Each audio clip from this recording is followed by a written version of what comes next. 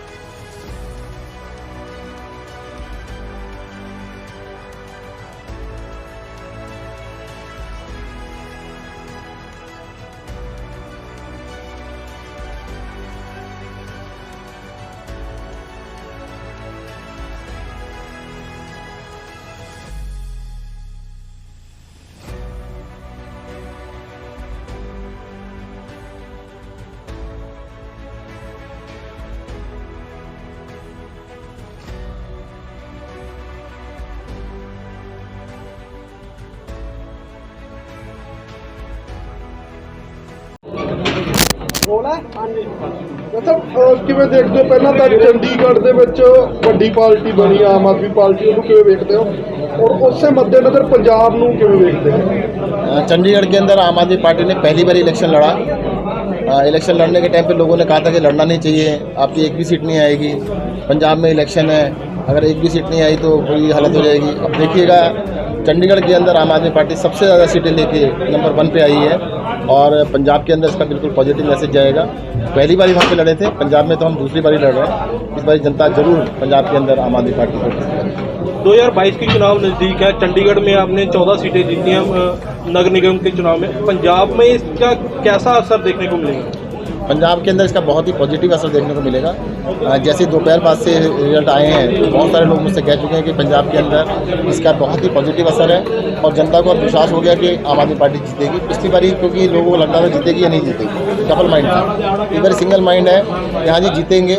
अब जीतना कितनी सीटों से है वो देखना है कि लोग कितनी ज़्यादा से ज़्यादा सीटें। किसान संघर्ष से लंबी जित प्राप्त करके है, और पिछले दिनों में उन्होंने अपनी जी चोणां लड़न का फैसला किया, इन्हों तुसीं किवें देखदे? नहीं, सबको लड़ना चाहिए। इलेक्शन लड़ने के लिए सबके लिए अच्छी बात है, और हम किसानों के पूरे जो मुद्दे थे उनको हमने पूरा समर्थन किया। जो भी इलेक्शन लड़ेगा अच्छी बात है। आज व्यापारियों और कारोबारियों से बात हुई है, क्या लगता है क्या समस्याएं हैं यहाँ जो पहले देखिए व्यापारी तो देखो दुखी है। पंजाब का व्यापारी को ना पिछले 30-35 साल 40 साल के अंदर चूस लिया गया है, लूट लिया गया है। व्यापारी अगर कोई बड़ा इंडस्ट्री लगाता है, कोई बड़ा बिजनेस करता है तो उससे हिस्सा मांगा जाता है, 10% हिस्सा, 15% हिस्सा मांगते हैं। छोटा काम कर नहीं सकते क्योंकि उसके अंदर पूंजी नहीं है। रोज़ इंस्पेक्टर आके खड़े हो जाते हैं, तंग किया जाता है। रिश्वतखोरी इतनी ज़्यादा है कि बड़ा बिजनेस धीरे धीरे घटता जा रहा है। और 25-30 साल में जो पंजाब की GDP प्रति व्यक्ति आए देश में नंबर 1 पे थी, अब घटते हुए 1 नंबर से 2 नंबर पे नहीं गई, 1 से 10 नंबर पे भी नहीं गई, 170वें नंबर पे पहुँच गई। तो पंजाब की इकोनॉमी पूरी बर्बाद हो चुकी है, इकोनॉमी ख़त्म हो चुकी है। उसको दोबारा से रिवाइव करने की ज़रूरत है, ईमानदारी से करने की ज़रूरत है। पंजाब के जो पॉलिटिशियंस हैं उन्होंने सारे पैसे को साइफन ऑफ कर लिया है, पैसे को खा गए हैं। उस बजट को जो खा जाते हैं उसको जनता पे खर्च करने की जरूरत है। ਆਮ ਆਦਮੀ ਪਾਰਟੀ ਤੇ ਇੱਕ ਇਲਜ਼ਾਮ ਲੱਗਦਾ ਹੈ ਕਿ ਜਦੋਂ ਵੀ ਇਹਦੀ ਗੁੱਡੀ ਤਾਂ ਚੜ੍ਹਦੀ ਹੈ ਤਾਂ ਉਹਦੇ ਵਿੱਚੋਂ ਡੋਰ ਕੱਟ ਦਿੰਦੇ ਆ, ਜਿਵੇਂ ਕਿ ਪਹਿਲਾਂ ਕਾਫੀ ਸਾਰੇ ਲੀਡਰਾਂ ਨੂੰ ਕੱਟ ਕਰਕੇ ਕੱਟੀ ਹੈ। ਅੱਗੇ ਵਾਸਤੇ ਕੀ ਹੋਏਗਾ? मैं समझा नहीं प्रश्न आपका। आम आदमी के ऊपर एक दोष लगता है कि जो लीडर इसको ऊपर लेके जाते हैं, सुच्चा सिंह छोटेपुर हो गए जैसे छोटा सुच्चा सिंह छोटेपुर नहीं, से ऐसा कुछ नहीं है, चिंता नहीं। उसको निकाल दिया जाता है। हेल्थ को देखते हैं कैसे दिल्ली और पंजाब की हेल्थ में क्या देखते हैं अंतर, क्या क्योंकि हेल्थ सिस्टम तो सेम चल रहा है वहाँ पंजाब के अंदर हेल्थ सिस्टम चरमरा गया है, बिल्कुल बुरी हालत है। मैं खुद मुख्यमंत्री चन्नी जी के एरिए में गया था तो वहाँ पर बहुत बुरी हालत थी। तो अगर मुख्यमंत्री के एरिए में ऐसी हालत है तो काम नहीं चलेगा।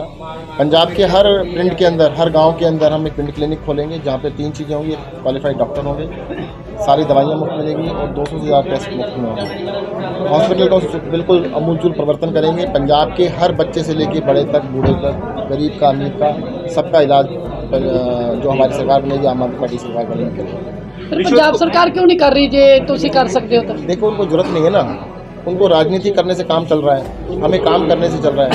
आम आदमी पार्टी के पास कोई पुरानी लेजेसी नहीं है। अब कांग्रेस 100 साल पुरानी पार्टी है, अकाली 50 साल पुरानी पार्टी है।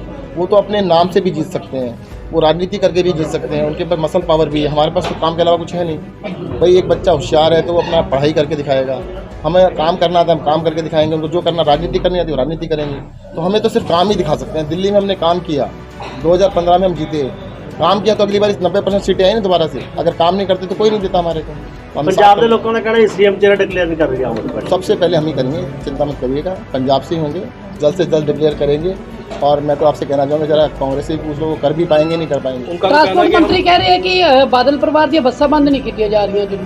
हाँ वो बिल्कुल हमें भी पता लगा है कि कांग्रेस जो सरकार है पंजाब के अंदर वो बादलों की बसें बंद नहीं कर रहे हैं, सिर्फ ड्रामा कर रहे हैं। वो बोल रहे हैं दिल्ली में- दिल्ली में दिल्ली में कहने का नहीं, वो पंजाब से ही जा रही हैं, वो दिल्ली में तो एंटर हो रही है। पंजाब से ही जा रही हैं जी। हम तो सब रोक रहे हैं, परंतु उनको लाइसेंस जो दे रखा है ना, जो परमिट दे रखा है पंजाब वालों ने दे रखा है, वो उन्होंने रोक रहे हैं। उन्होंने ये उनका बोला कहना है कि पंजाब की रोडवेज जो वॉल्वो है, कोई भी बस हो उसको जाने ही नहीं उसको जाने नहीं दिया जा रहा। अभी तो आपने पूछा था बादलों की बस को नहीं रोक रहे, अब बादलों की बस से पलट गए। अरे बादलों की बस को परमिट इन्होंने कांग्रेसियों ने दे रखा है। सब दोनों पार्टनर है जी, क्या बात कर रहे हैं आप, सबको पता है। आप रोडवेज की बात रोड के सतीश सिंह जी काका बार तो आपके बीच में बैठे हैं। इसी बार थोड़ा सा रहेंगे, इस बार कमी न छोड़ना।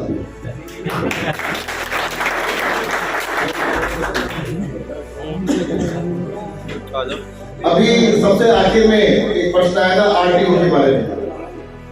वो कह रहे थे कि भाई वहाँ पे हम रसीद कटवाते हैं तो घर पे चली जाती है, ये करते हैं, जैसे भी है। तो सिंपल सा तरीका बता रहा हूँ, उसमें एक समस्या बताई आपने, एक समस्या स्टोर है। और असली बात आप खा लेंगे, बिना पैसे कोई काम नहीं होता। असली काम तो पैसे का, खेल तो पैसे का।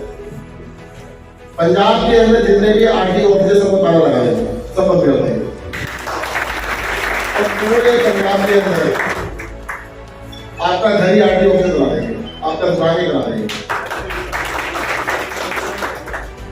सिर्फ आरटीओ दफ्तर को ताला नहीं लगाएंगे, जिस सरकारी दफ्तर से आपको काम पड़ता है उन सारे सरकारी दफ्तरों को ताला लगाएंगे।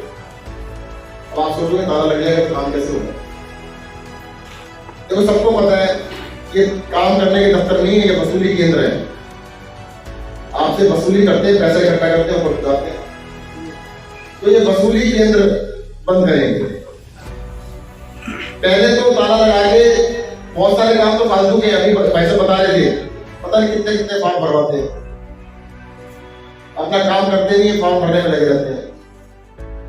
इंस्पेक्टर राज बना रखा है, जितने काम छोड़ सकते हैं, कम कर सकते हैं, उनको बंद कर सकते हैं, उनको बंद कर देंगे। पहला काम उनको खत्म कर देंगे, जो फॉर्म खत्म हो सकते हैं खत्म कर देंगे। उसके बाद भी कुछ जरूरी काम होंगे जो करने पड़ेंगे, उनको करने के लिए आप अपने घर से, अपने दफ्तर से या अपनी दुकान से ऑनलाइन मोबाइल से कर लो या लैपटॉप से कर लो, कंप्यूटर से कर लो, खुद ही कर लो। दफ्तर जाने की जरूरत नहीं पड़ेगी। वो जमाने में ताली बजेगी, बाकी नहीं बजेगी। और ताली वो बजाएंगे तो कई सारे लोग ऐसे होंगे कि ऑनलाइन नए लोगों को कर लेंगे, हमें तो आता नहीं करना। कई बार फॉर्म समझ नहीं आया, होता फॉर्म अंग्रेजी में हो, नहीं समझ में आ रही। कई सारी तकलीफें आ सकती हैं कि कैसे समझिए, क्या डॉक्यूमेंट लगाना है, कैसे करेंगे। उसके लिए आपको देंगे एक नया नंबर, फोन नंबर। जैसे दिल्ली में हमने दे रखा है 1076, पंजाब में एक नया नंबर देंगे। उस नंबर पे कॉल करके आप अपॉइंटमेंट दो, लेना नहीं देना है कि तुसी 4:30 सोमवार को 12 बजे आ जाओ, या हमारे दफ्तर में आ जाओ जी 3 बजे 3 तारीख को। जो दिन आपको सूट करे, जो डेट सूट करे, उस दिन जिस समय सूट करे, सुबह 9 से लेकर रात के 9 बजे तक अपने घर बुला लो, दफ्तर बुला लो, ऑफिस में बुला लो, सारा काम वहीं पे करके जाएगा आपका सब कुछ। और 50 रुपए की फीस लगेगी, ये ज्यादा तो नहीं है। अब देखो इसके कई सारे फायदे, आपके कई सारे प्रश्नों का जवाब मैंने एक ही में लिख लिया, एक ही में बता दिया। ज्यादातर लोग, व्यापारी लोग दुखी किस बात से हैं कि कागजी कार्रवाई में लगे रहते, काम नहीं कर पाते, रिश्वत देने में लगे रहते, अपनी कमाई नहीं होती। खुद कमाए 2800 रुपए रिश्वत में चले गए, 1200 रुपए रिश्वत में चले गए, कहते हद हो गई है, बच्चों के लिए कुछ दिया नहीं और रिश्वत को दे दिया पहले। खुशी से कोई रिश्वत नहीं देता, रिश्वत जो देता है मजबूरी में देता है, कोई खुशी वाला रिश्वत देंगे। अभी एक मुझसे पूछा कि श्रीलंका के अंदर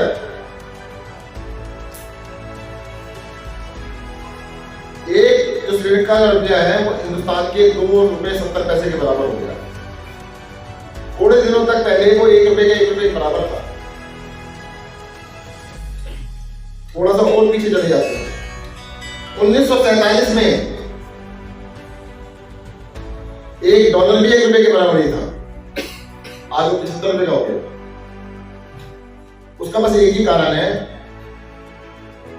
कि हिंदुस्तान में व्यापारी को व्यापारी नहीं मानते, उसको चोर माना गया। और चोर कहा किसने? चोरों ने। व्यापारी व्यापार करना बंद कर दे तो तुम क्या करोगे? तो भजन ही करोगे, कुछ नहीं कर सकते। व्यापारी के सर पे बैठ गए कि तू हमें दे, बस हमें दे, उसको चूस डाला। अभी कोई बता रहे थे कि पंजाब का व्यापारी जाके गुजरात में फैक्ट्री लगा रहा है, महाराष्ट्र में फैक्ट्री लगा रहा है, पंजाब में नहीं लगा रहा। अरे पंजाब का व्यापारी पंजाब में फैक्ट्री नहीं लगाएगा तो पंजाब का काम कैसे चलेगा, तरक्की कैसे होगी?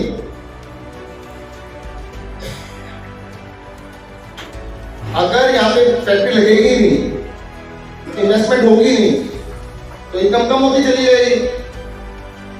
आज से 30 साल पहले पंजाब की इनकम देश के अंदर नंबर 1 पे थी, पर हेड, टोटल इनकम नहीं, पर हेड एक आदमी के ऊपर जो इनकम होती थी सबसे नंबर 1 पे थी पंजाब की। अब वो 2 पे नहीं गई, 3 पे भी नहीं गई, 5 पे भी नहीं गई, 10 पे भी नहीं गई, 70वें नंबर पे चली गई। क्यों चली गई कि सोच के देखो, सिर्फ 2-3 कारण है। एक तो हिस्सेदारी चालू हुई, कोई भी बड़ी फैक्ट्री लगा लो, कोई भी बड़ा काम कर लो, 10% हिस्सा एमएलए साहब का, 10% हिस्सा मंत्री जी का, वो हिस्सा डालने आ गए। तो व्यापारी हिस्सा क्यों देगा? तो कहते मैं कहीं और लगा लेता हूं, छोड़ो मैं नहीं करता। दूसरा, कागजी कार्रवाई इतनी बढ़ा दी कि रोज के रिश्वत लेने आ गए, हिस्सा लेने आए पॉलिटिशियन, और रिश्वत देने हैं अफसर। वो कहते हैं इन्हीं का पेट भरना है तो मैं क्यों बोलूंगा। पंजाब के अंदर आज भी बहुत सारे व्यापारी इंडस्ट्रीज हैं जो व्यापार कर सकते हैं, इंडस्ट्री नहीं लगा सकते, लगाते नहीं है। ये लगा के करना क्या, फंसना है यार। और सब कहते हैं छुपा के रखो यार, पता ना लगे मेरे पर कुछ है। पता लग गया तो क्या होगा, मांगने आ जाएंगे पैसा, आपके पास तो बड़ा पैसा इतना दे। जो पंजाब है 1 नंबर से 70वें नंबर पे आ गया। अगर टोटल ओवरऑल इनकम सबकी नहीं बढ़ेगी तो होगा क्या, जिसकी जीडीपी कम होती है वहां से पलायन चालू हो जाता है, वहां पे रोजगार खत्म हो जाता है, रोजगार कम हो जाता है, तो वहां के नौजवान कहां जाएंगे, दूसरी जगह जाएंगे। पंजाब में देखो क्या हो रहा है, यहाँ का हर नौजवान पंजाब छोड़ के जाना चाहता है। उसका कारण यही है, नौजवान छोड़ो, माँ बाप भी भेजना चाहते हैं। अरे जब रोजगार नहीं होगा, आदमी बिजी नहीं होगा, कहते नशा है, नशा इसलिए तो है कि वो बिजी नहीं, उसको लगता है मेरी लाइफ तो बेकार है, तो काम ही नहीं है, कुछ कर ही नहीं रहा, तो नशे में पड़ जाता है। अगर बच्चे को काम में लगा दो, आप काम करेगा, उसको लगेगा मैं कुछ कर रहा हूं, तो नशा छूट जाएगा अपने आप ही। पंजाब की सबसे बड़ी समस्या एक ही है, वो है व्यापार का जो बेड़ा गर्क किया है नेताओं ने, फट्टा बिठा दिया, सत्यानाश कर दिया इन्होंने। अगर व्यापार को ठीक कर दिया, एक आदमी कहता है उसका वजन ना सूख सूखे 35 किलो रह गया। अब 35 किलो का आदमी अगर आपसे कहे कि मेरे पैर में दर्द हो रहा है, मेरे हाथ में दर्द हो रहा है, मेरे सर में दर्द हो रहा है, तो क्या इलाज करोगे उसका? दर्द की गोली दोगे या कहोगे भाई साहब पहले आपका 35 किलो का 50% तो कर लें, जी तो लो। अब पंजाब की हालत ये कर दी इन्होंने, जो हट्टा कट्टा गबरू जवान था उसको सुखा दिया, जो व्यापार था वो चूस लिया, उसमें कुछ बचा नहीं। अब कहते छोटे से दर्द हो रहा है, दर्द की दवाई देती है। 60-65 साल की हो गई तो नहीं चला पाए, बंद कर दी। एक दिन मिले मुझे, कहते बेटा एक बात समझ में रखना, कहते अगर केजरीवाल नहीं होता ना दिल्ली में, दिल्ली छोड़ के चला जाता। मैंने क्यों, मेरे को बड़ा आश्चर्य हुआ। कहते जी कह रहे दुकान को दिल्ली छोड़ के, कहते भाई छोटा सा मकान था वो तो बना लिया मैंने, मकान तो है और कुछ नहीं, बच्चे चले गए छोड़ के। मैंने फिर कहते कि मोहल्ला क्लिनिक है सामने घर के, दवाई फ्री मिलती है, कभी कुछ भी बड़ी बीमारी है अस्पताल भी फ्री का है, कोई खर्चा नहीं है इलाज का, टेंशन ही नहीं, पैसा खर्च करना है। बिजली का बिल 0 फ्री आता है, बिजली, पानी का बिल भी 0 आता है। कहते तेरी आंटी को और मुझे दोनों को 2,500 रुपए मिल जाते हैं, ओल्ड एज पेंशन के 5,000 रुपए हमें मिल जाता, हमारा गुजारा चल जाता हमारा। छोड़ देते। दरअसल इन नेताओं ने हमेशा क्या कोशिश करी कि कुछ भी सबके लिए मत करो, किसी के तुम्हारे लिए करो। इस स्टेज पे बैठे भाई साहब इनके बात करना इनके लिए करेंगे, उनके लिए करेंगे, खालू साहब के लिए, उनके लिए 3 जनों के लिए करेंगे, बाकी 5 के लिए करेंगे। फिर कहेंगे नहीं वो सदाजी बैठे के लिए करेंगे, फिर कहेंगे नहीं वो कोने बैठो के बाल बड़े अच्छे उनके करेंगे। ये क्या मतलब हुआ है, करेंगे सबके लिए करेंगे, तो नहीं करेंगे। पंजाब के अंदर पंजाब के रहने वाले सभी लोगों का, बच्चा हो, बड़ा हो, बूढ़ा हो, अमीर हो या गरीब हो, सबका इलाज हम करेंगे, 100% इलाज करेंगे। पैसा नाराज मत होना व्यापारी लोग, आपका भी करेंगे, आपका जो कर्मचारी है उसका भी करेंगे। भाई साहब बुढ़ापे में तो ध्यान रखने वाला है, अभी केजरीवाल है, चिंता मत करो, इलाज तो वो करवा देगा, इलाज की चिंता मत करना।